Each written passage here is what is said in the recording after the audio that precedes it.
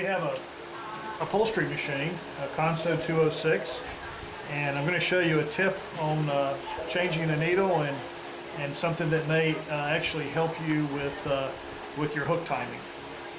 So we're going to change the needle now by just loosening the screw here and bringing the needle out. And we want to make sure that if you run your fingernail down, there's no picks at the end. If you find a little pick at the end, then your needle's gone. Any little pick here.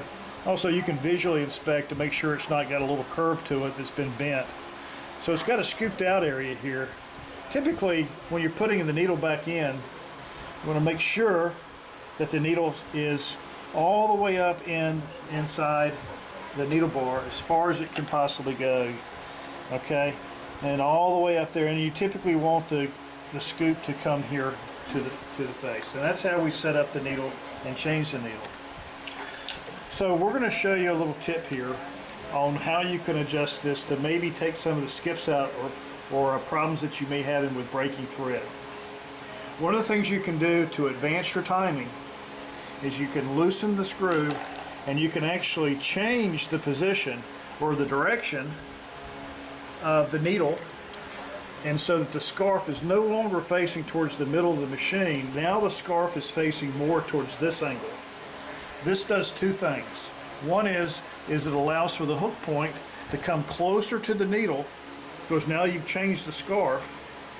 And two is it's going to change the loop, so the loop is no longer going to come in this direction so that the hook catches the loop's coming this way. Now, because the hook comes in this direction, it's actually going to change the speed of the hook.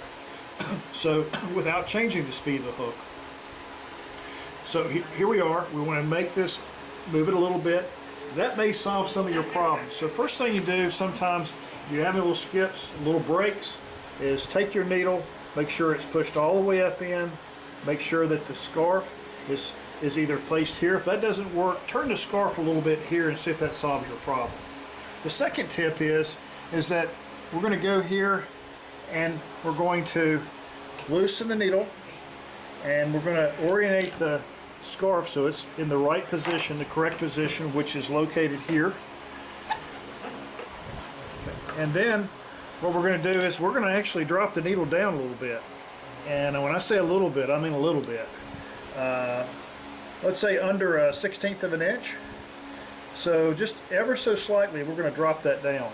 I'm going to retighten it. So now we know that the needle is in a lower position. And what does that do?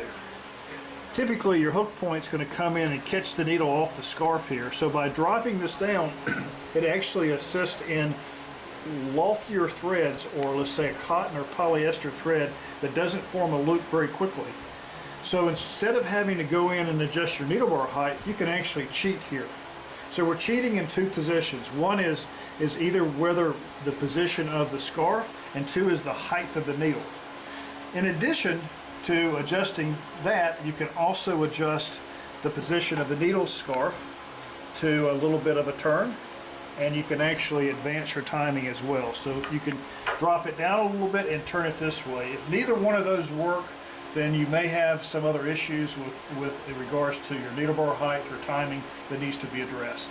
That's the tip of the day.